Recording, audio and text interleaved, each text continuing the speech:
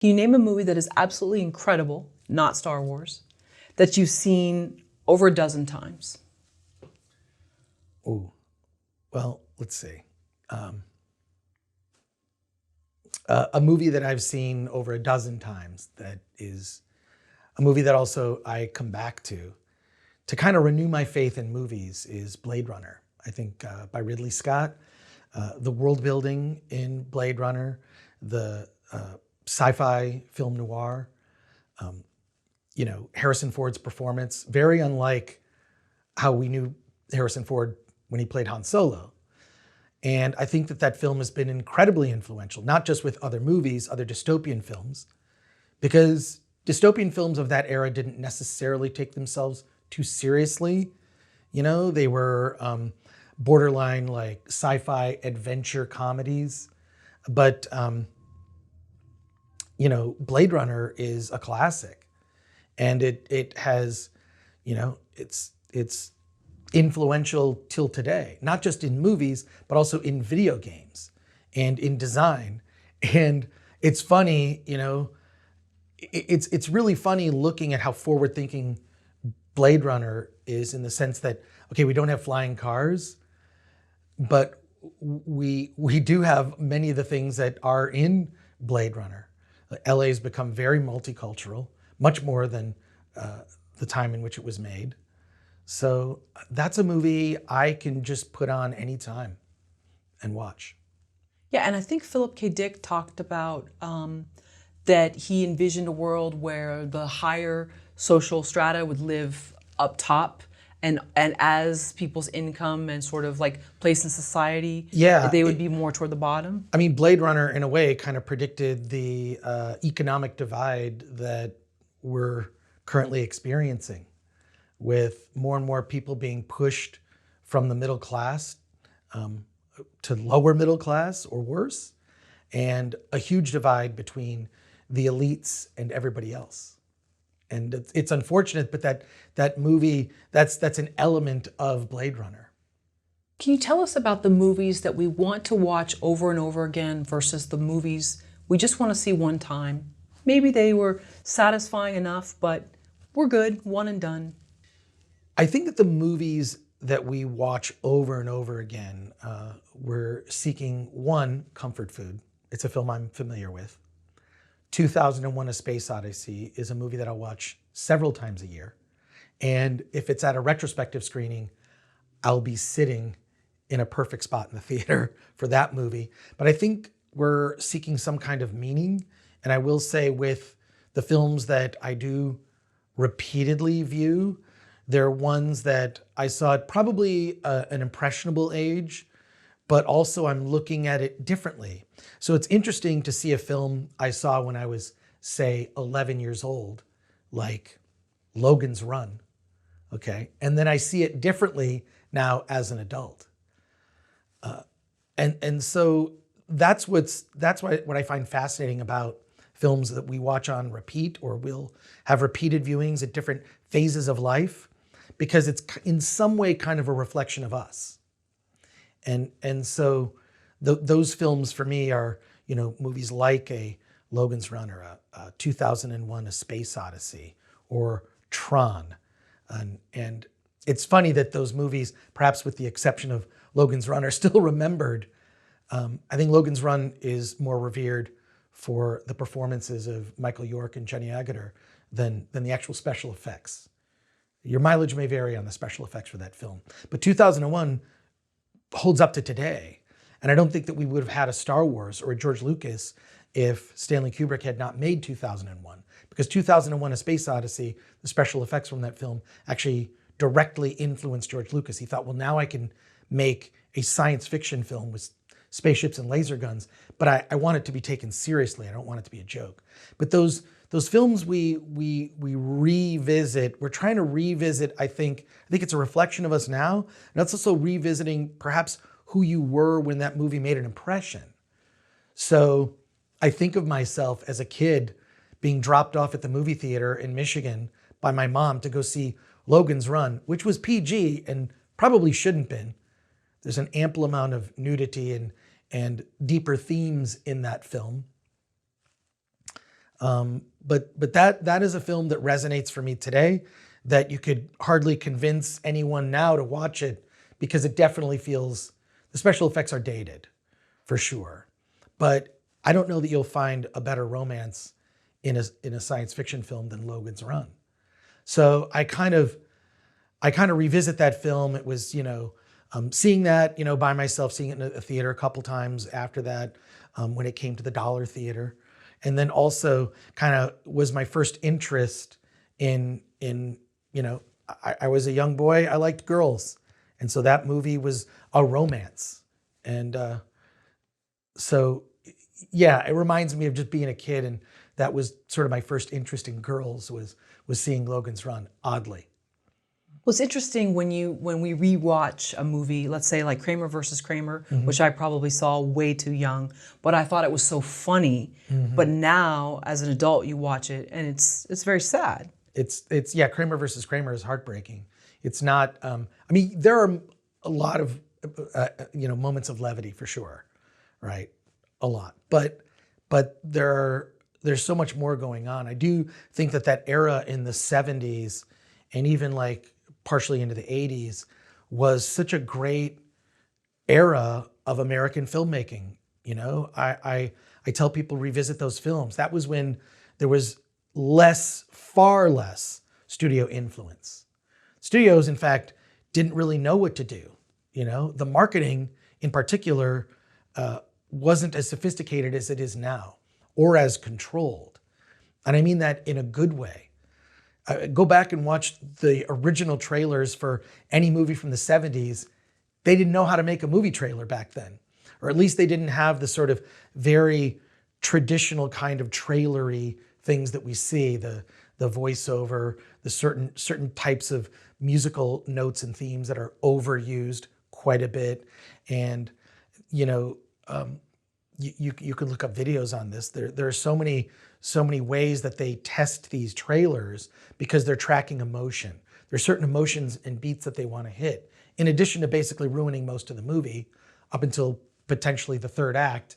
And if you're familiar with the genre, you can probably figure out what's going to happen. It's rare I see a trailer these days for a studio movie that doesn't completely ruin the entire film. Is that theater still there in Michigan?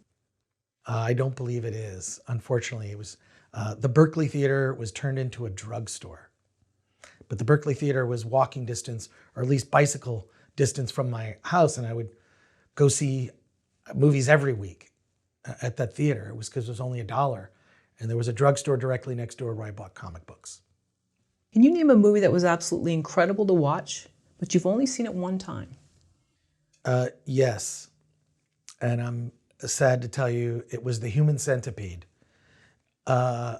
There was, if you know anything about the story of The Human Centipede, it's absolutely horrific, and I'm not going to describe it for you.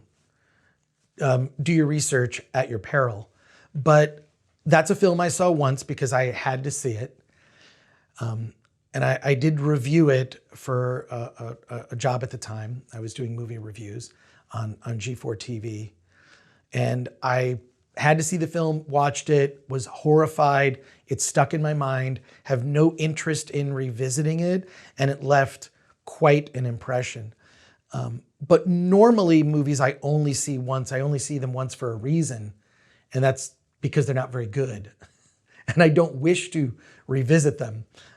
Human Centipede, I thought, just the concept of it, it's horrifying. And I guess what did stand out to me is that it's not as graphic from a horror standpoint as you might think. It's much more psychological. And that's the type of horror film that I prefer, is a psychological horror film, because I feel like, that is a movie that will stay with you. That is a movie that when you turn off the lights at night to go to sleep, is going to still be in your head. And maybe you want to turn the light back on and read a book to kind of change the sort of hamster wheel spinning around in your head about a movie. And that's when I know a movie is really good, is when I can't stop thinking about it. Unfortunately, a lot of films that I see, I'll see one time and they're fairly forgettable. You know, they're sort of that middle ground. It's the ones that are really bad or really exceptional are the ones that stand out in my memory. There's another class of movies I think that like almost require a second viewing in order to fully experience them. I'll give you a couple of examples. The movie Memento, Christopher Nolan's second feature film, starring Guy Pearce, is a movie that upon second viewing, you'll notice all the details that you missed. And so that one really, really left an impression on me. Another film, I would say Darren Aronofsky's The Fountain. It's not one that's brought up too often, but that film really, really left an impression upon me. I think Darren Aronofsky is a brilliant filmmaker, and The Fountain is another one that I believe you can appreciate more upon second viewing because you have things happening in different time periods, kind of that are reflecting or echoing each other, so to speak. So I do think that in addition to movies you may only see once, I think that movies that require a second viewing to gain more from it, I think are really important to explore.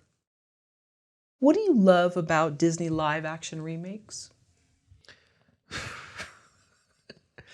I don't love anything about Disney live action remakes. I think these are the worst films of our time that represent everything wrong with factory filmmaking and studio executives and lawyers deciding they need to make a movie to somehow preserve the intellectual property.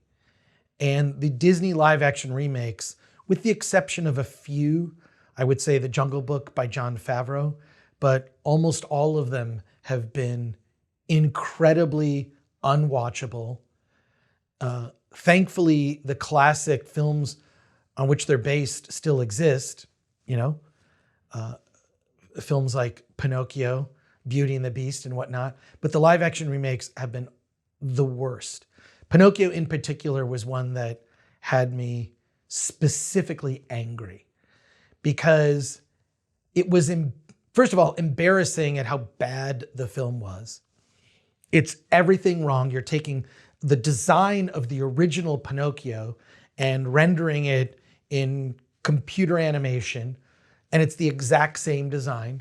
You get Tom Hanks to play Geppetto, who, it's interesting, you know, in the original animation of Pinocchio, it's you have Geppetto, and he's so excited to have a young boy, a son. But when you take these concepts from animation, 2D animation, and put them into live action, there's something about it that is, at the very least, unsettling.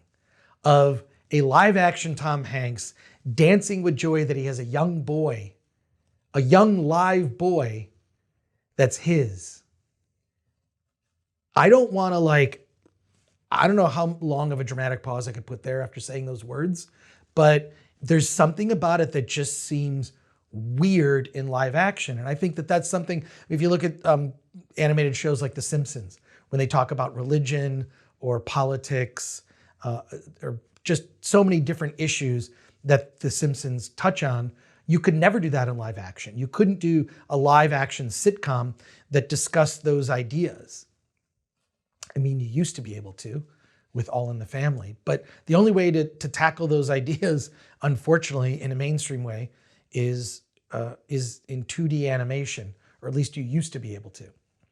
But the live action Disney films are just a travesty and sort of represent everything wrong with modern movies today. Everything wrong. Just the, updating it for modern audiences with unnecessary gender and race swaps that I think that audiences are beginning to tire of.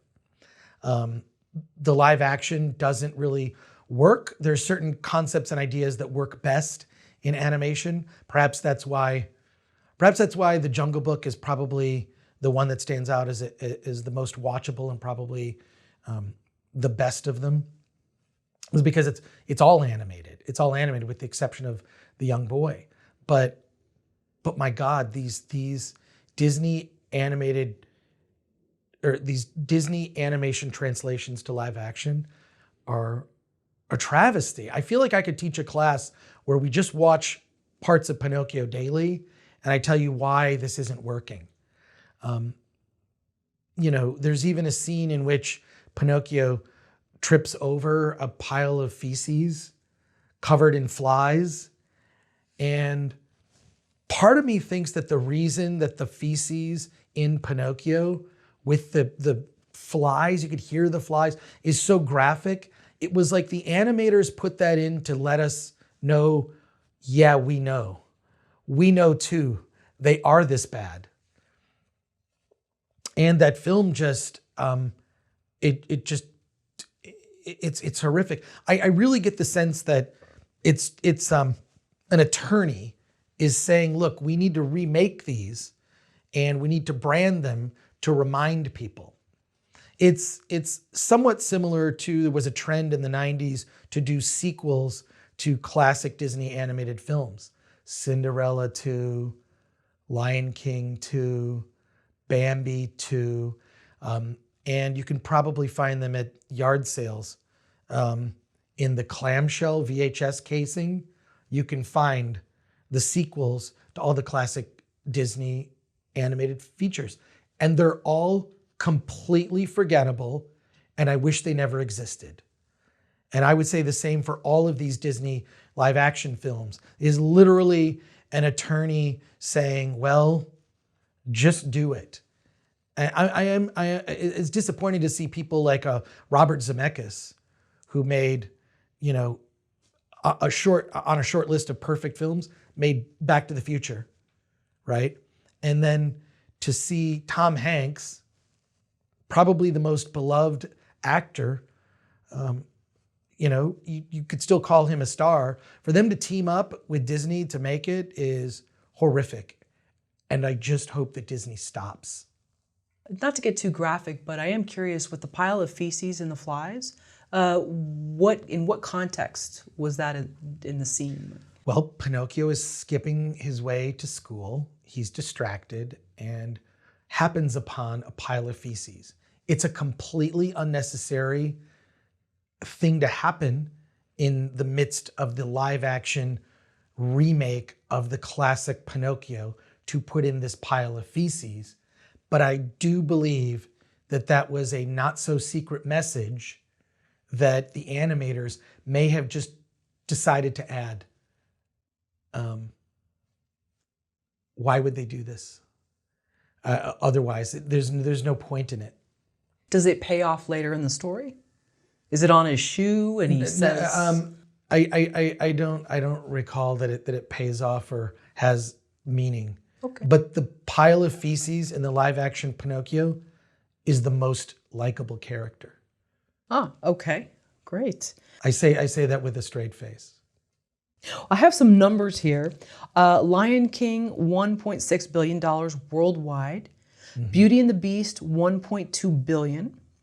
Aladdin, over $1 billion worldwide. And The Jungle Book, almost $1 billion. So what about the fact that many of these remakes are huge business? You talk about a lawyer that could be sitting behind their, their computer figuring out numbers. Yeah. Doesn't it make sense though? Sure, it makes financial sense to remake classic and familiar intellectual property into another form, from live action or from animation to live action. That makes total sense on paper. I think these films are completely creatively bankrupt and forgettable. And it's unfortunate that audiences would not be more discriminating when it comes to these movies. So I just don't think that we're going to be talking about any of these live action Disney remakes far into the future. We'll still be discussing the classic films upon which they're based.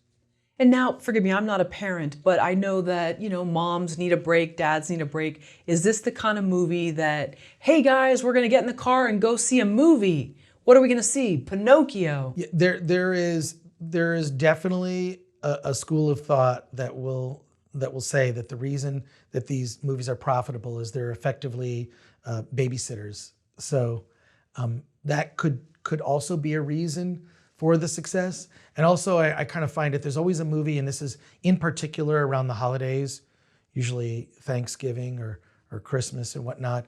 There's a movie that offends no one, is not interesting, completely forgettable, but it's the only movie the entire family can agree that we can all go see together.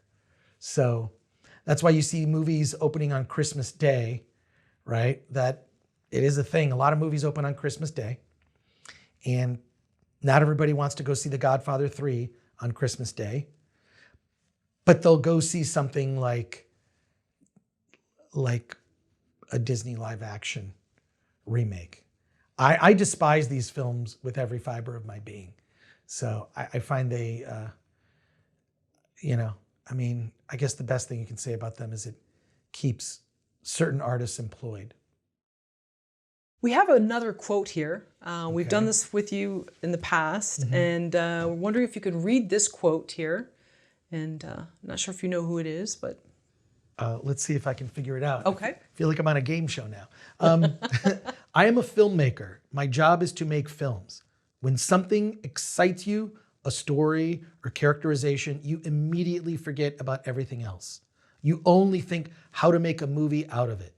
The economics come only later. You shouldn't let money dictate the kind of films you should make. Well, I really love that statement.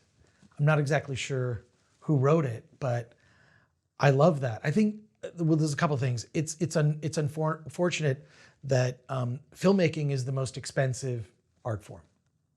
Even if you make a film on your iPhone, at some point you're going to have to do a professional sound mix. You're going to have to use color correction. You're going to have to spend some money to market the film, right? So even movies at a low budget level, money is sort of the unspoken producer of every movie. That's why when you see the movies with the highest budgets, many times they appeal to everyone and no one, and don't exactly leave you with any sort of lasting impression. But I think money is always the unspoken producer, and in addition, money is, for many beginning filmmakers, an excuse to not make a movie. So I feel like you need to kind of set all those excuses aside, find out what your baseline level budget is to tell a story, and if there's a way to do it, leap right in. But now you have to tell me who said this. I don't know. Speaking of leap, I'm thinking of the dancing scene. That would be SS Rajamouli. So, Oh, wow. Yeah. SS Rajamouli said that. Wow, that Yep. is fantastic. I've become a quick fan of SS Rajamouli. He directed a film called RRR, which is a Tollywood film. It's really interesting. In India, they really have competing film industries. They have Bollywood, which many people are familiar with Bollywood and associate most of Indian cinema with Bollywood, but there's also Tollywood. I think that the rivalry between the two industries has actually made for better films. And I will say, I discovered RRR when it was number 3 at the box office the weekend that The Batman opened. And I found that really strange. How is it that the weekend that this biggest superhero movie, Robert Pattinson is the Batman, that this movie RRR suddenly is unleashed in the United States? And I went to see it on a whim based on a recommendation from a friend and noticing, like, how did this film, and the film just blew my mind. 3-hour, epic, very loosely based on 2 historical figures. And it has everything Hollywood movies wish they had today. Just compelling, instantly likable characters. It very much felt like an old style Hollywood movie, a mix of, yes, there are dance numbers. There's also romance and humor, action. There's heroism, acts of self-sacrifice. I don't know that Hollywood can make a film like RRR. And it's really disappointing to me. Oddly enough, RRR is I believe, the highest budget movie ever to come from India at $75 million. And it's really quite an achievement when you see the film. I would have thought it would have been in the hundreds of millions of dollars to make this movie. But the fact that it's $75 million and so epic in scale, there's a scene near the beginning of the film in the first act, a character named Ram, who is an officer at an outpost. It's being protested. And it's an action sequence where Ram is sort of set on a mission to grab a perpetrator who threw a rock. He goes to try to track down this perpetrator. It's an epic action scene. You can't believe, it's just something on a scale we've never seen. I was shocked to learn that they took almost 30 days to shoot that scene with 20,000 extras. Not digital effects, 20,000 extras. So the achievement of this film is so remarkable. And it makes me sad that, like, hey, Hollywood can't compete with this. And I do see when you go to your local cinema, wherever your local movie theater is, you're seeing more and more, not necessarily your Hollywood movie, but anime. You're seeing Spanish language films, Indian films. At the AMC theaters that I go to in Southern California, there is at least a new Indian movie every month, sometimes 2 a month. I personally love that because I've always enjoyed, world cinema. I've always enjoyed it. But this film is something special. One interesting thing that I would point out about RRR is Americans' reaction to this movie. Everyone I know that has seen it has really loved it. But what I find interesting is we live at a time where politics is infused into nearly every art form. Comic books, writing, movies, television. I could use a break, frankly, from being lectured to. No one likes to be lectured to. And this film does not do that. But there are thematically some interesting things that are opposing in it. And I'm really surprised that I've never seen anyone point this out about RRR. On the one hand, the villains of the film are the colonizers, the British. The sun never sets on the British Empire is what they say. And there's a character, Governor Scott, in RRR that is, he is a villain right out of a Star Wars movie with the British accent and whatnot. So the white colonial invaders of India are the bad people. Now that is a political messaging. It's also a real historical thing that happened, okay? So it's not like it's a message, but that's something that would appeal to one side of the political aisle, would be, hey, the colonizers are the baddies in this movie. In addition, in the same movie, there is also a thread about guns. And owning a gun and the correct use of a gun, responsible use of a weapon, will lead to freedom.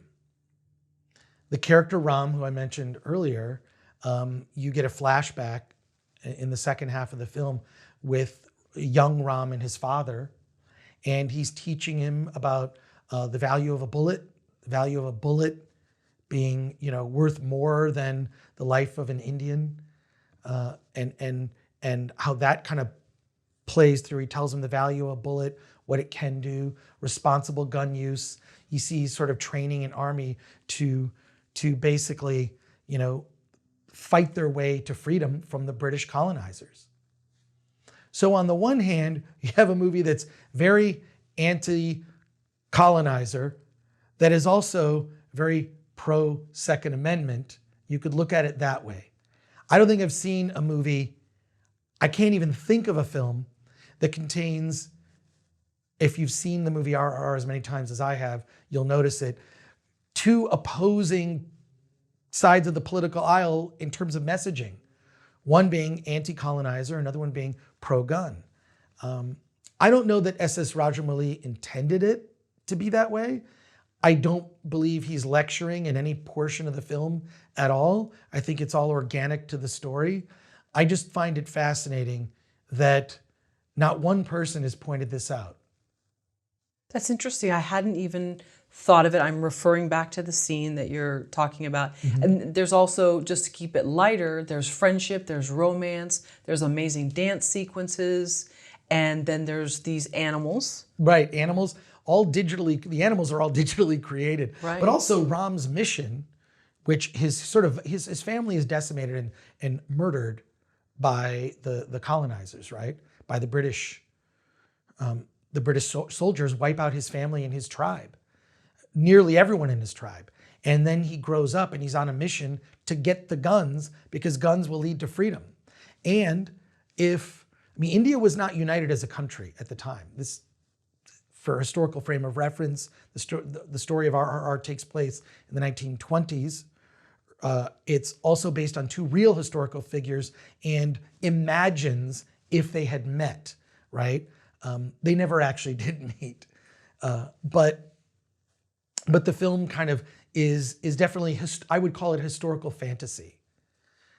But India was not united as a country. It was groups of tribes, and the British colonizers coming in kind of helped unite the people.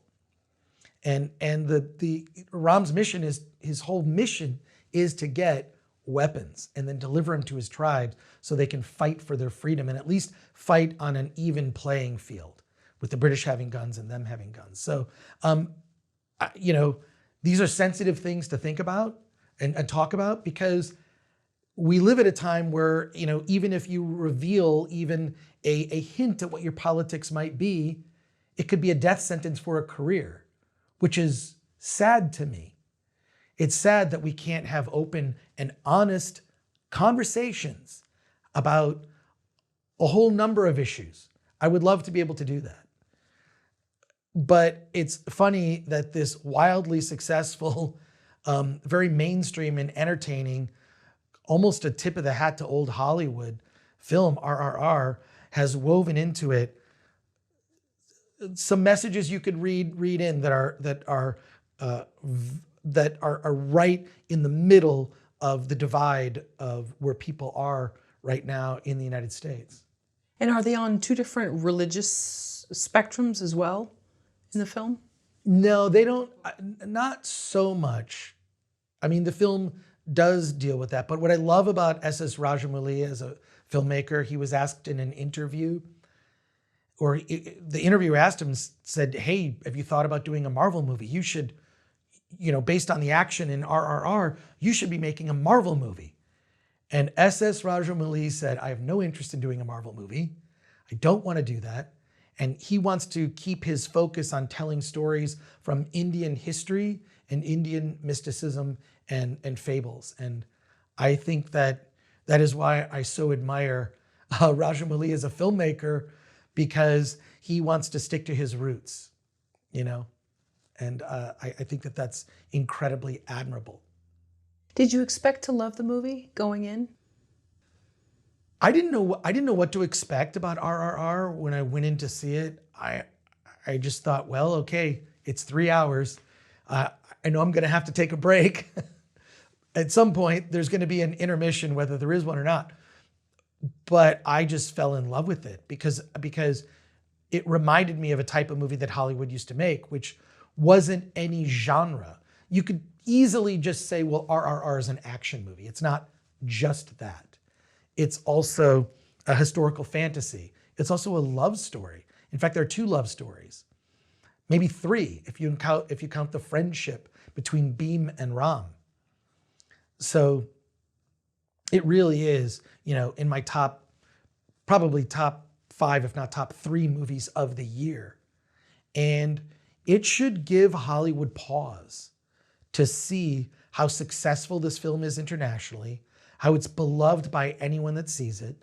If there's a way to see RRR in a movie theater, I strongly recommend it. I've seen it in the theater 4 times. I'm actually going to see it for a 5th time in the theater. And when you see this movie, it's like a celebration. I haven't seen an audience react this way to a film in a theater since the very end of, Avengers Endgame. That sort of swell of, you don't want to just clap, you want to stand up and applaud, you want to scream for joy. I mean, I can think of times in the past where I've, screamed at a movie theater and applauded for joy, but I haven't done that. I haven't done that with a Hollywood film probably since that scene in Endgame, the portals scene, which is the very end of the film. I thought that was the culmination of 10 years of Marvel movies and telling effectively what turned out to be one story leading to that epic battle. Nothing compares except for the film RRR. And seeing it in the theater is, for me, if it's playing, I'm gonna go. I'm just so taken with this film, and I think there's so much to learn from it. And I really hope that Hollywood learns the lesson of, please stop the lecturing. Tell audiences a story that they can be engaged with characters that you fall in love with. And I think really that formula is fairly simple. I don't know where we got to this place where we felt it necessary to infuse all of our entertainment with some sort of lecturing. You just don't need it. And it's Tollywood, you said. Tollywood, yes. I am still learning about all this. My understanding is there are two dominant languages in India. There's Telugu and Hindi, and sometimes you will see, they'll come out in different languages. I'm seeing it with the subtitles. I can't speak either language. The only words I know are natu natu, which is the dance number in the middle of RRR, where Ram and Beam do the natu natu dance. Right. Then it turns into a dance off. Some friends of mine have recommended RRR too. They kind of cringe for a minute, like, oh, it's one of those Bollywood movies with dance numbers. And I correct them because I was corrected. It's Tollywood. And the dance number is a big part of the story. It's a huge part of the story. So it's not just put in there just to be in there. Right, there's a purpose. Sure. There's a purpose for Natu Natu to be in the middle of that. And God, I wish I had the skills that those actors did in that scene. It's really, really remarkable. So, God, just if I could say one thing, just go see RRR in a theater if you have the opportunity. You can thank me later. What do you think about Amazon shutting down reviews for Rings of Power? Wow, Amazon shutting down reviews of Rings of Power is very disingenuous. I am a fan of reviews on Amazon. I can't tell you how many times it's helped me pick out the correct product. And I'm talking not about movies here. I'm talking about just product reviews. It's very bizarre to me also that even that, being a critic is such a weird thing. Like we find critic reviews of things useful. Reviews of cars, reviews of restaurants. These are all useful things, right? But when it comes to movies, television shows, that's where people's passions come out. I think that Amazon shutting down the reviews for Rings of Power is, well, it's in their best interests, but also exposes that they're not allowing potential fans of the show to speak their minds. I think it's going to be a mistake in the long run. And I also think, having seen the shows, or at least half of the first season at the time of this taping, it's really, the whole thing was just ill-conceived from the beginning. And the fact that they really couldn't endear true Tolkien fans in what they were attempting to achieve is really disheartening. But the shutting down of those reviews is, they're going to show up. If they're not going to show up on Amazon, they're going to show up somewhere else. They're going to show up in a YouTube video. They're going to show up in a comment section on a YouTube video or something else. People are going to be able to speak their minds about how they feel about the show. If it's not on the Amazon website, it's going to be somewhere else. So there's really no way to completely shut it down. And I think it shows that, they're fearing the reviews of just regular people that want to talk about their love or hate for the show. What is pandering to film journalists? Well, look, I could teach a class on pandering to film journalists. I don't know why that this became a thing. It kind of evolved, but you do see in a lot of, you see this occur a lot when it comes to marketing. When it comes to marketing a film or a television show, they'll highlight certain aspects of the show that may not be a big aspect of the movie itself, but they'll throw in a quick line. They call it, sometimes there'll be an inconsequential character who happens to be gay.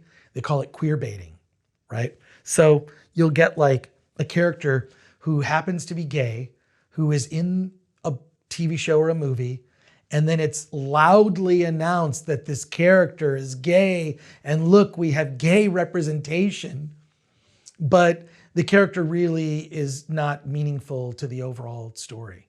So I really hate it when I see that studios pander to journalists and what they seem to be looking for in the interest of getting like good press for a TV show or a movie.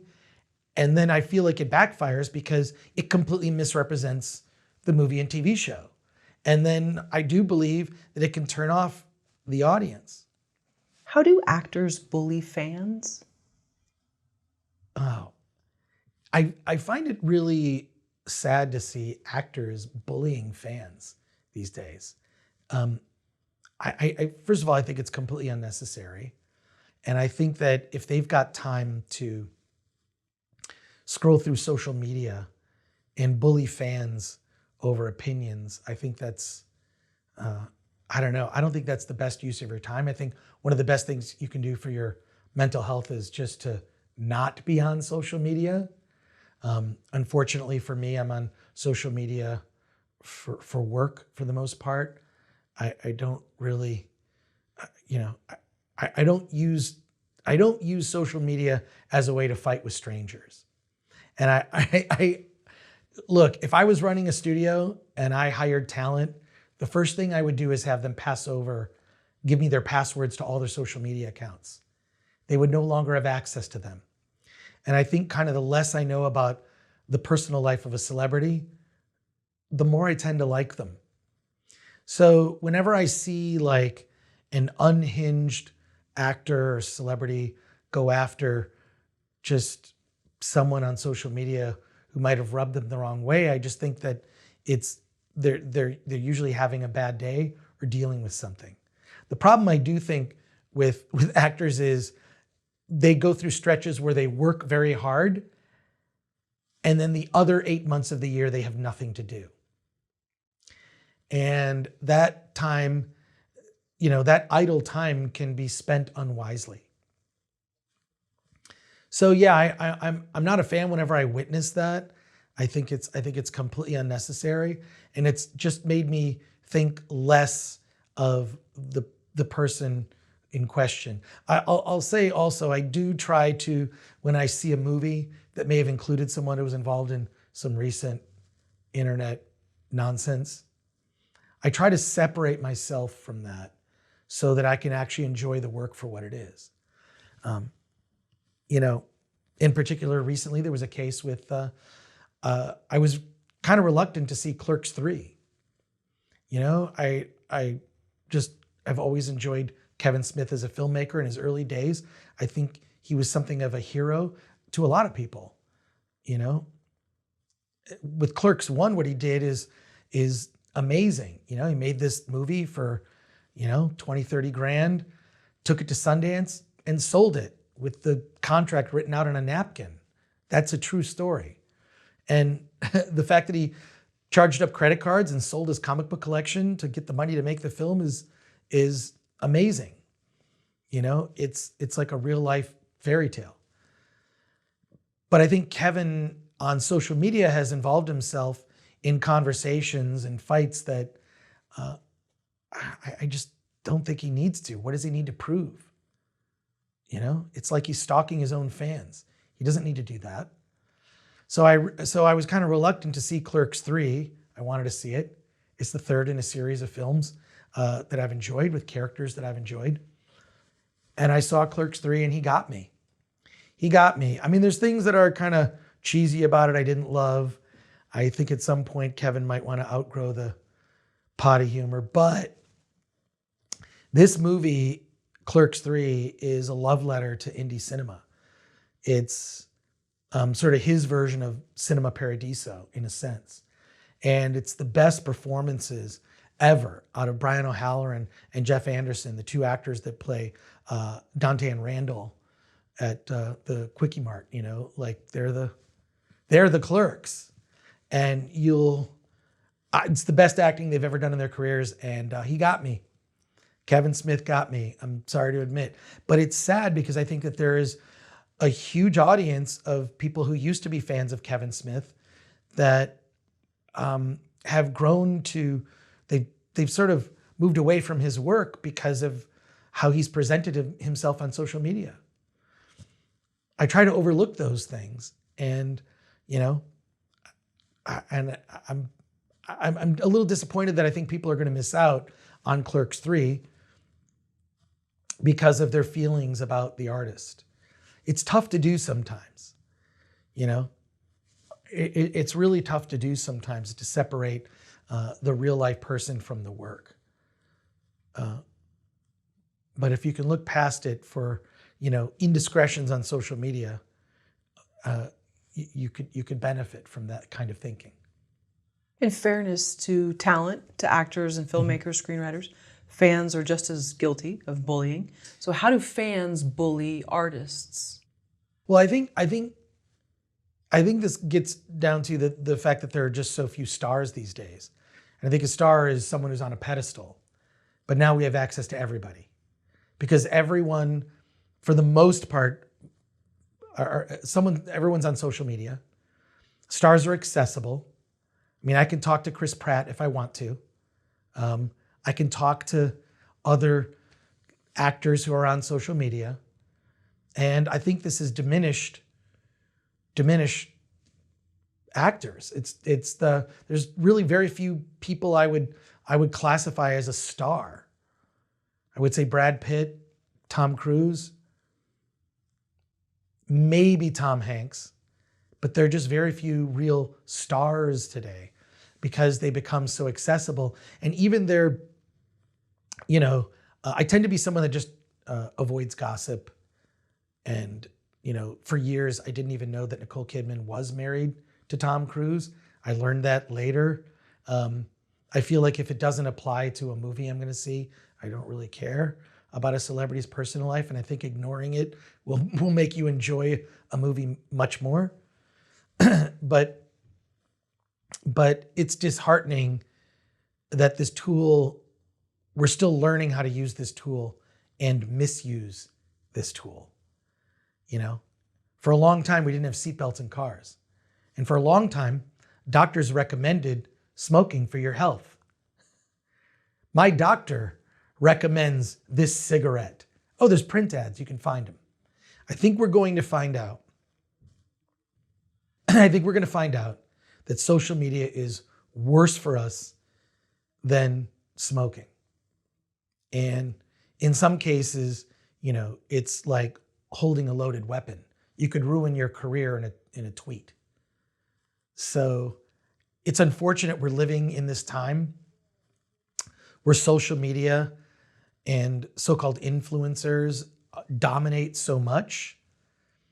I just hope that we learn to use this tool in a better way, because it's really infected everything. It's affected entertainment. I mean, the fact that studio marketing departments care what a small percentage of people, a Twitter mob, thinks about a movie and will thus make changes in a movie. Think about that. They're making changes in a movie because a small percentage of people on social media care about this thing. when you could just as well say, here's the work, who cares? Don't go see it if you think it's something you wouldn't like. So I think being beholden to the Twitter mob is just the worst thing someone who's creative can do. So do you think someone would seem more star-like if they're not accessible? Because then there's like this mystery. Yeah, I think we've lost the mystery of what a star is or a celebrity. You know, we know too much about them, including who they voted for in the last election, which again, just, just sort of turns up the heat on the rhetoric. It's really disheartening to see. So if Marilyn Monroe or Rita Hayworth had been on Twitter and we were able to see them too, just walking to get coffee, or, I mean, is there something about the fact that we don't really know those stars' personal lives that well? We found it in tell-all books and things later on. We got to know who was with whom. Right. I just think I think it's social media has ruined a lot. And in particular, it's destroyed the mystery of celebrities and stars. And it's also, now that it's like, it does affect the content that's made. It's affected movies and TV shows in ways that I don't think are positive, because you're listening to a small percentage of the audience that may or may not be a paying member of the audience. Okay. All right, here, So, I don't know what I'm doing. Am I on a kid's show? What is this? The elephant in the room. What's the elephant in the room? well, that's what we're wondering if you have any take on. Well, I think the elephant in the room is Hollywood is making movies for the mob on social media and not for general audiences. When you look at the successes that have been the biggest films of the year, they've all been very mainstream movies, Top Gun Maverick being among them, right? And I think that there's a whole section of the audience that has felt alienated by the infusion of too much agenda. And really, I go to the movies to escape. I go to the movies to get involved in someone's story. And that story, and that person whose story that I'm experiencing through their eyes may not even look like me. May not be the same gender as I am, may not be the same ethnicity. I don't care. I want to be involved in a human story that I can relate to. And by relate to, I don't mean I need to see someone who looks exactly like myself. I think that what needs to happen is that the films that Hollywood makes should really be reflective of the actual audience that goes to the movies. We have seen this year, as we've gotten past the before times, so to speak, the lowest box office. While we've had box office hits, we have had far less tickets sold in the United States. I mean, most recently, by the end of the summer and going into the fall, some of the worst weekends we've ever seen. Now, there'll always be a number one movie at the box office, but when compared to previous years, Hollywood has certainly not recovered. I think part of that is that the habit of going to the movies has been lost. I think that the specialness of big tentpole Hollywood movies has been diminished by the shortened window. Hey, it's in the theaters. I'll wait and I'll see it later on my 4K 75-inch TV. What is going to get audiences back to the box office? And it's telling stories that are more universal. And that means getting away from lecturing and getting away from identity politics and really stop infusing agenda into what should be universal storytelling. It's unfortunate because it used to be a thing where we'd all go to the movies and we'd be talking about it the next week, right? We would have discussions. I liked it, I didn't like it. My opinion about that film is different than yours. That's fine. I love to disagree with people about film. My favorite conversations I've ever had, people I disagreed with vehemently. I love it. It's the conversation is the point. I'm not trying to be right, okay? because we all have different experiences. We experience, films differently. So I'm still sitting here with this elephant. But I think really Hollywood needs to get back to who is the core audience? How can we appeal to the most people, but in a way that doesn't seem pandering? And can there even be an American identity? I think this is kind of the problem right now. Like we disagree on so many issues that I think that's a difficult task. So, boy, the challenges are out there for Hollywood, but just get back to the core, entertaining people. And is the mob, quote unquote, mob on social media, the new focus group? It's unfortunate that the mob on social media is the focus group that's being listened to. I mean, focus groups can be useful, right? Hey, the movie's 15 minutes too long. We're looking where can we find 15 minutes to cut out? I think that the mob on social media is very vocal, but they're not your core customer. And studios need to stop listening to the mob.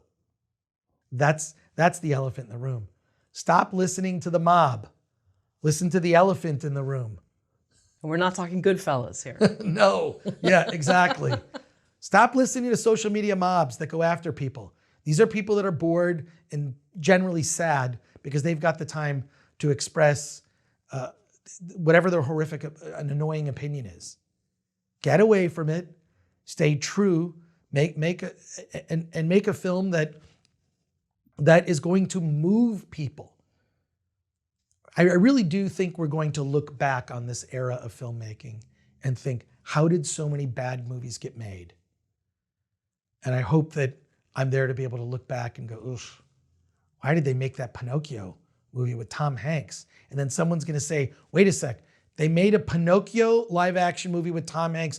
Oh my God, I saw it. You're not going to believe it. It actually exists. I'm going to name 12 movies, 12 woke movies, Okay. quote unquote. And I'd love to hear your reaction. Okay. Sure. So first one, Thelma and Louise. Thelma and Louise could be considered woke. Having said that, I don't consider that movie in the sense of how we see woke today, because I don't feel it doesn't lecture. I don't feel like I'm being lectured to in that film. But yeah, that has, I would say that it definitely has progressive messages, but I wouldn't even really necessarily put that in a woke category. For me personally, I think there's a different way that messages have been infused into Hollywood in the past, and it's very different now, where the messaging is right on the nose, and you're being told you're a bad person if you don't actually like the movie. Like if you don't like this movie, you're a racist, or if you don't like this movie, you're a sexist, or how could you not like this movie because this person made it? I kind of call BS on that. So, and I don't necessarily consider, it's certainly a feminist film, for sure. I don't have a problem with it.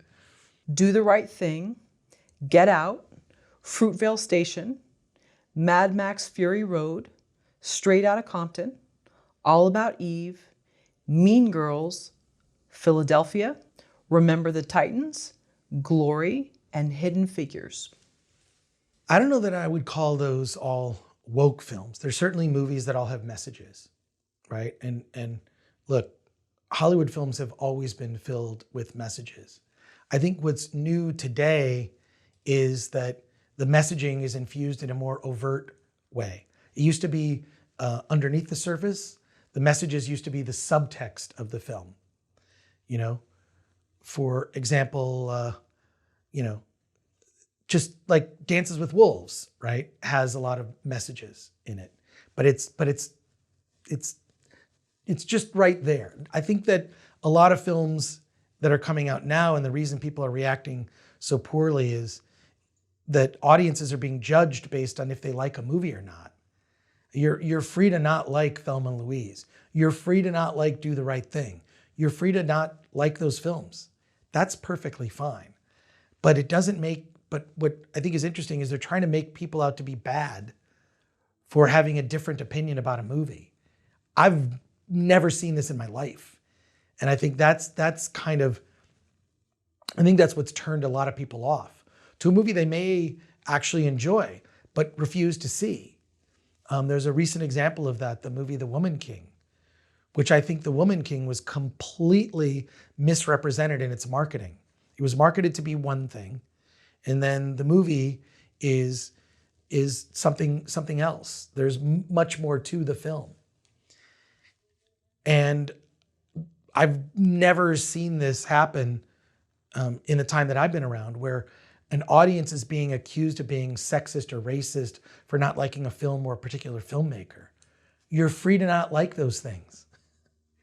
And the fact that people feel like they have to go along with sort of the what they think is the majority of people in their peer group, well, everyone thinks this, so I'm gonna also think that.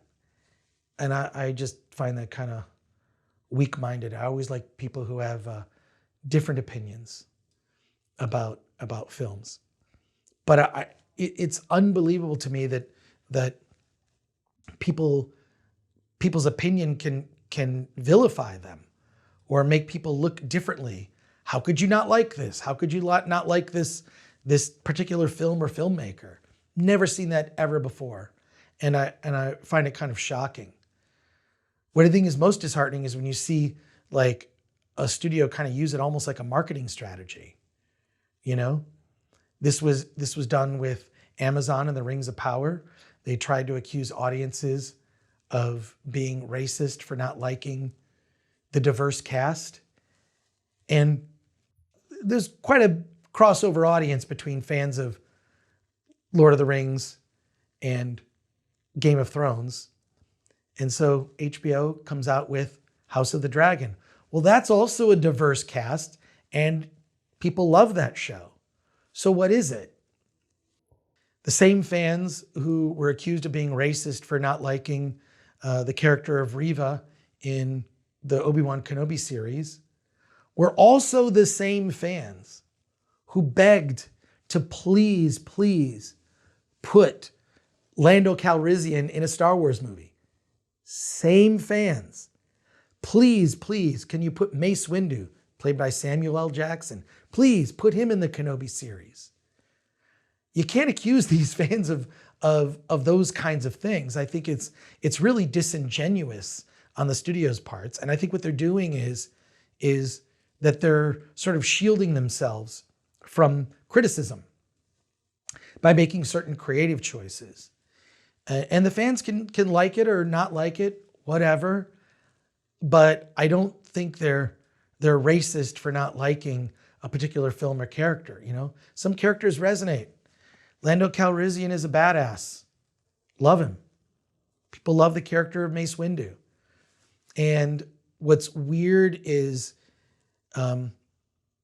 so many today think like, well, this is the first time we've ever had a character of color in a film. When you look back, in particular genre, science fiction and fantasy has had diverse casts from the beginning, you know, back in the 70s. So this is not new. What's new is using it as a piece of marketing and weaponizing it against audiences. To me, it's always a losing strategy. It's always a losing strategy to do that. Let the work speak for itself. If people don't like it, don't vilify your audience. How often do you watch a movie or TV show that you hate? I try to avoid watching movies or TV shows that I hate. Right now, I think the one that I'm watching that I vehemently dislike is The Lord of the Rings of Power. I mean, it's but even then, I don't really hate the show. I just don't care. But I feel it's important that in order to have an opinion about something, you need to have seen it. There is quite a contingent of people who have lots of thoughts and opinions about things that they know nothing about. And I believe it was Harlan Ellison who taught me that the common phrase that you've heard, everyone has the right to their opinion, is incorrect. You only have a right to your informed opinion. So generally, I like to wait to see a TV show or a movie before I form an opinion about it. There have been plenty of cases where trailers, especially these days, the trailers and marketing are deceptive. They represent completely differently what a show is going to be. And I think a lot of that is pandering to journalists to try to get them to think a certain way about something.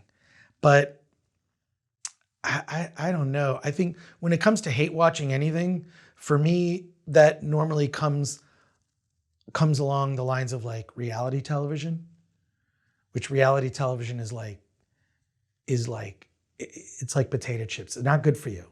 They're not good for you. But I'm like, that was the worst thing ever. I can't stand it. This character, I can't believe that she's with him and he's with her. Why did they break up and get back together? And I'm going to open up another bag of chips. So I tend to not hate watch movies, but I will 100% hate watch reality television, which is its own form of storytelling. And just to kind of give a little background of where that came from, the sort of competitive reality TV shows like Survivor and whatnot can be traced back to a documentary called Hands on a Hard Body, which is a movie that I believe played Sundance. And it's about a Texas car dealership, that every year they'd have a little promotion on the radio where they would give away a truck for free. All you had to do, and they would select people from the radio listening audience, and they would be selected as contestants, where all they had to do was put their hands on a truck, and the last person who still has their hands on the truck gets to keep the truck. This is a documentary film that I strongly recommend that you seek out, but it's a documentary subject that, it's got a setup, it's got a bunch of variety of characters that we meet, it's got your main conflict, you've got like what the goal of each character is. I want to get the truck because my old truck is not working. I got, you meet all these different types of people, all walks of life. They do get bathroom breaks, right? But you got to keep your hands on that truck. And the success of that documentary, I believe, led to these competitive reality shows. I mean, it's all storytelling, right? I mean, there are, you'll see in the credits, small story producer, right, on a reality show, because they create these conflicts. But if I hate watch anything, it's bad reality television. And I hope you'll forgive me. You're forgiven. I've done the same. But what is it? What do you get from it? Like when it's like, you're supposed to stop doing something, but you can't, what payoff do you get? I guess the payoff from, hate watching bad reality TV for me is I want to see a good outcome for the people that I care about, right? So I want to see the winner get the prize, okay? I want to see the couple that should be together remain together. And the couple that should part, let them go their separate ways. So I'd like to see some sort of positive outcome. It never really goes that way. But I do find reality television is useful. It's useful in terms of being able to identify that this is storytelling like other storytelling forms. So you can't completely dismiss it, but I only ever hate watch those shows. How much do you think hate watching has increased in the last few years? Well, for me, not that much. I feel like my time is really valuable in terms of like trying to juggle a lot of projects. I do a movie website. I have my own YouTube channel, and I make movies on the side. And I don't have a lot of time. So if I'm going to invest in something, I'm hoping for a good experience. So I don't hate watch stuff as much as I used to. But if I'm going to hate watch anything, it's usually something where I want to completely turn my brain off, which is always going to be something from reality TV. But it's interesting that the roots of reality TV can be traced to a little documentary from decades ago. And I think what was the 7 Up series or something by the British director? I'm trying to think of what his name 7 Up. is. That was where this British director revisited kids every 7 years just to see how they evolved and developed. Not particularly a competition show per se, but an interesting kind of check-in, with like, well, how are they surviving? Right. Yeah. Don't feel bad. I got suckered into Joe Millionaire. I did also. Oh my God, you're one of the few people who've seen that show. I had tried to get my cable shut off because I wanted to go cold turkey. I didn't want any more distractions. And then Joe Millionaire came along, but I didn't hate watch it. I was just intrigued by it. But I can see that there is a trend, and we see it online, and it's become a new sport to hate watch. And so I just was curious why we've tipped the scales. Well, yeah, not everything has to be, when we eat, not everything has to be a salad or stuff that's good for us. You can have a cheeseburger from a fast food restaurant, and not everything in our media consumption has to be a social justice documentary you're being told is very important, and you feel really good for having sat there and watched it. I'm informed, I'm enlightened now. So, yeah, you can watch bad reality TV. I won't judge. Okay, thanks. Well, the Road Rules wasn't bad. It was good. Yeah. That was when you first kind of like set it off as well, but Road Rules and The Real World, MTV, that was an interesting one. So yeah, no, all of that stuff. how do you deal with hate watching because you have to watch so many things? But I don't I don't really hate watch in the sense that I don't know what I'm gonna see. I see a lot of indie movies that nobody sees, see a lot of independent films. I may end up hating the movie at the end, but I'm always hopeful. I'm always optimistic. And especially when it comes to independent films, I tend to overlook flaws. Because to me, an independent film is like a bird with a broken wing. I want to see it flourish. I want to see it fly. I want to see it, go on and have its best possible life. But independent films, the deck is always stacked against independent filmmakers. Budget-wise, resources, marketing resources. It's the fact that you can make anything watchable on an indie level is remarkable to me. So I always look for that. So you're not setting out, to hate it. No, not setting out to hate, especially in independent film. But there are independent films I've seen that I really hated by the end. Oh man, I'm not going to name names, but they exist, quite a few. Chris, why do you love Halloween? Oh my God, first of all, Halloween is the best holiday of the year. It involves no relatives. It is the stress-free holiday. I generally get my decorations out in September. Party City's always got the costumes out. They're out in August. There's no competition. Halloween is the best holiday because it's such low stress. In addition, it is an excuse to revisit every horror film that you love. And it's also when the studios say, hey, have we got some horror films? We should release them in October. But now it's I feel like that calendar has been pushed into September. For me, it's more than a month-long celebration. So I love Halloween. I don't dress up as much as I used to. I used to dress up, but no, the holiday is great because it's sort of top of mind for everybody of oh yeah, I'm gonna go see the new whatever horror film. But yeah, absolutely my favorite personal holiday. What was your costume of choice?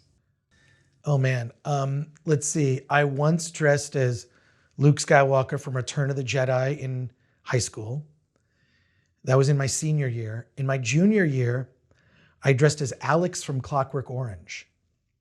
I literally had the white jockstrap on the outside, the jack boots, the bowler hat, the single eyelash, an eyeball on my on the my shirt collar, anyways, it was a very accurate costume for Clockwork Orange, and no one knew who I was. Not one single person in my high school knew who I was. And there were a couple teachers that looked at me and said, how do you even know that movie? So, yeah. But yeah, no, and more recently I dressed as like Logan from Logan's Run. But I was Logan after he went to the New You. I just think that like Halloween is not just an opportunity to, you know, enjoy parties. It's stress-free because it doesn't involve family or travel. Family and travel can be stressful during certain holidays. And, you know, it's just nonstop parties. And then it's also enjoying horror movies and getting to dress up like an adult without judgment. And so what's not to love about Halloween?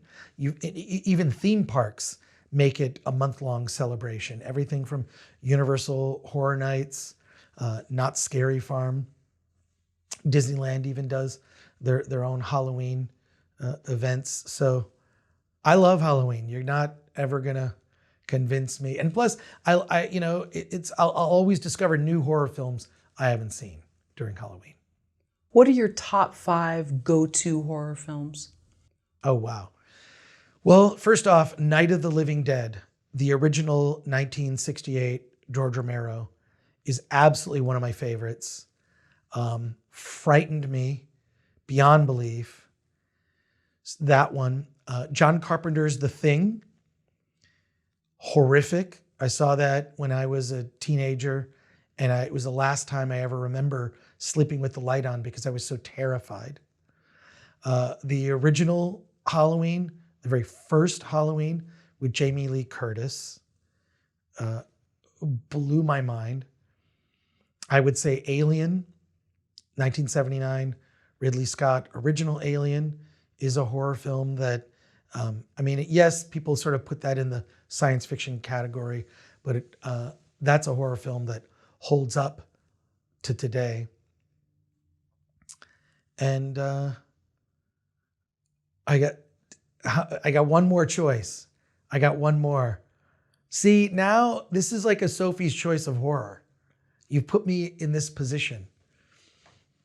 I'm going to say Poultrygeist because I love Lloyd Kaufman.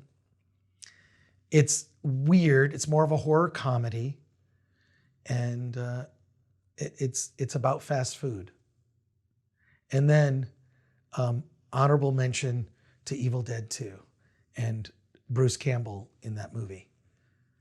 See, I got 6 out of it.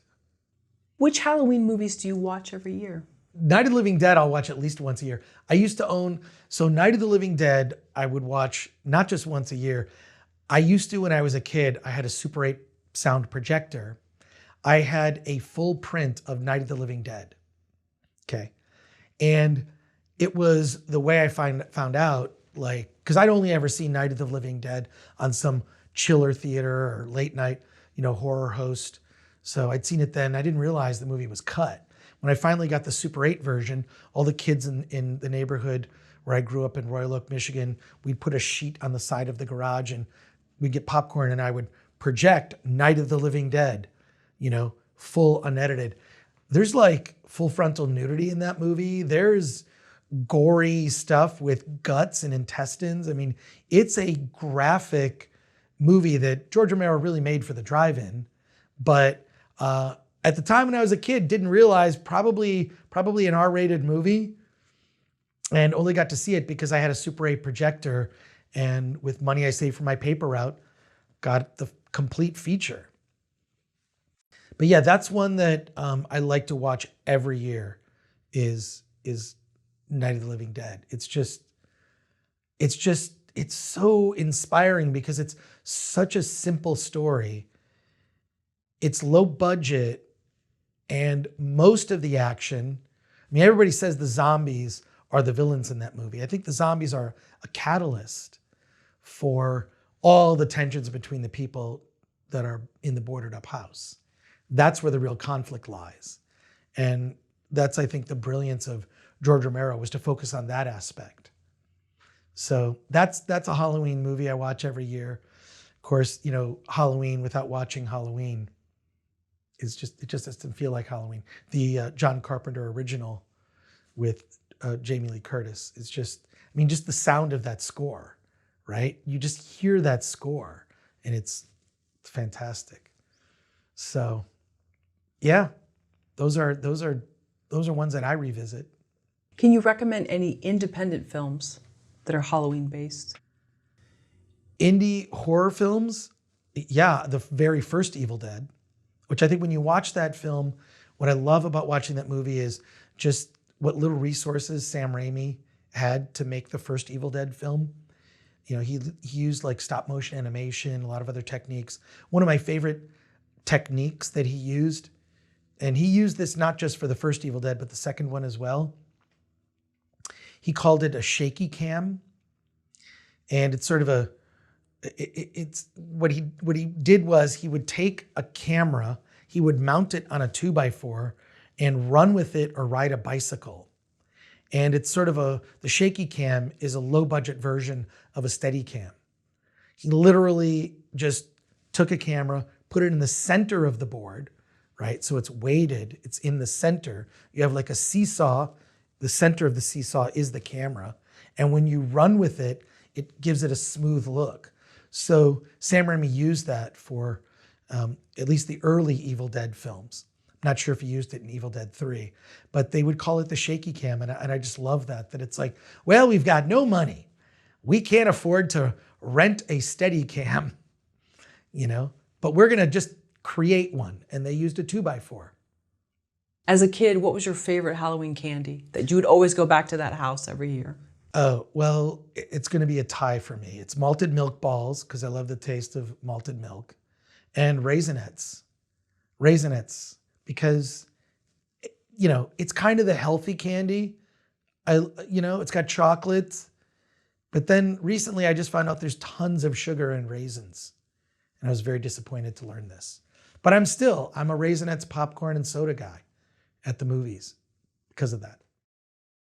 Chris, you recently celebrated a birthday. Congratulations. Thank you very much. Yeah, I appreciate happy that. belated birthday. We got you a small gift or two, and because it's your birthday, we were wondering, do you have a birthday wish? A birthday wish for cinema?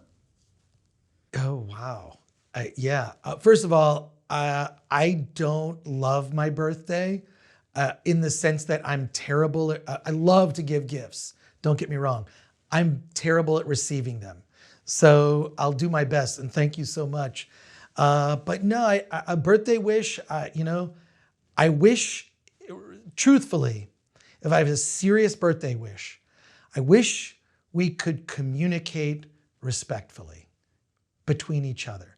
And by that I mean, I look at the internet, or I'll look at the comments section on a YouTube video, and I see people arguing and debating. And there are a lot of people that are, they're basically dug in on what their view is.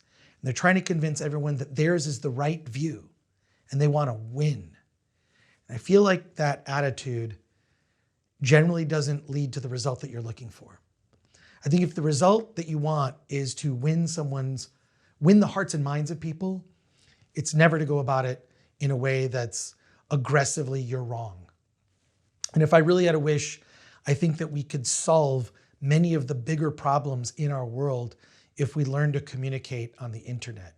I don't know that our brains were really wired to communicate on these black mirrors that we all have in our pockets. This is all just happening too fast. Social media, technology, all the different, we've learned to solve all sorts of problems. I can have cheeseburgers delivered to my house using a phone, and I can get a ride to a movie theater when my car's broken down. But we hardly are able to talk to each other. And I feel like if there's one thing, if this could be a true wish, I wish we could learn to communicate between each other, where we respect each other's views. We learn to also, just this is your view. We'll kind of respectfully disagree. And I don't see that happening hardly anywhere. I only really see it happening in real life. I'll see the sort of how depressing the internet is. And then I go off and I go for a walk in my neighborhood in Pasadena, and people are nice to each other. All sorts of different people. And that would be my wish. I mean, I don't think you were expecting a really serious answer to that. Most people would say world peace, since that is impossible. I do think that at some point we'll be able to evolve and to be able to just talk to each other. We cannot agree on things, and that's okay. Agree to disagree. Yeah. And be okay with that. Yeah, we used to be able to do that. But suddenly agreeing to disagree, it's not enough. So I hope we get to that place, because I do think that that is the pathway towards solving real problems. Do you see any positive signs in the movie industry that give you hope? The positive signs are, I think, when a film is a hit that's unexpected. I think Top Gun Maverick being a hit that surprised people. It's kind of almost like, it's like that movie was made in a bubble in another period of time. Or when I see like a small indie movie, like this horror film Barbarian that came out recently, it's done very well at the box office. So I like that. Kinds of things are encouraging.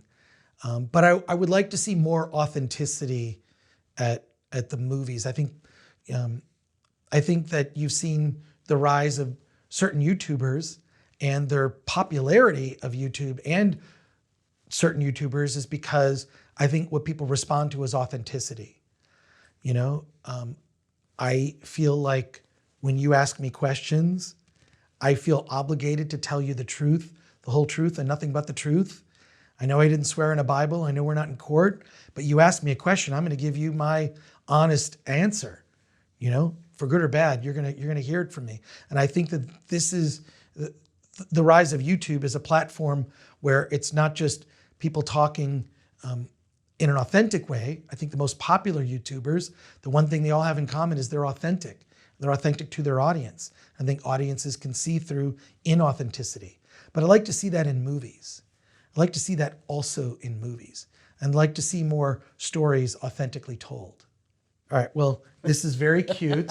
I appreciate this. Oh my God. Who doesn't love a delicious cupcake? We weren't sure. I love cupcakes. Okay. Oh, this is great. Great, Look. great. And then a wrapped gift. What is this? No need to go through this much trouble. But this is awesome. Thank you. Totally unnecessary. What is this? Oh no.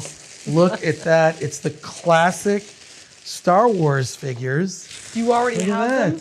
No, I don't have these. Good. Okay. This is great. You know what? I know exactly they're going on the cupcakes. Okay. They're definitely going to go on the cupcakes. All That right. is awesome. Wow, thank you so much. Oh, you're welcome. Oh, this We is weren't great. sure if you already Look at had that. it. You know what? I have a new hope for this industry. My hope is you will take all this knowledge and you will go off and you will create your own thing. Whatever that is, create. Do something creative every day. One of my favorite Oscar speeches ever was when Steven Soderbergh won the Oscar for Best Director, and he dedicated his Oscar for the people who do something creative every day. Do something creative every day. I don't know what that is. It could be writing. It could be making something, some art project. It could be making a movie. It could be something small. Be creative. And really, to me, creativity is and being creative and the act of creation is like therapy for the soul. So I'm just going to put these Star Wars figures on cupcakes and eat them.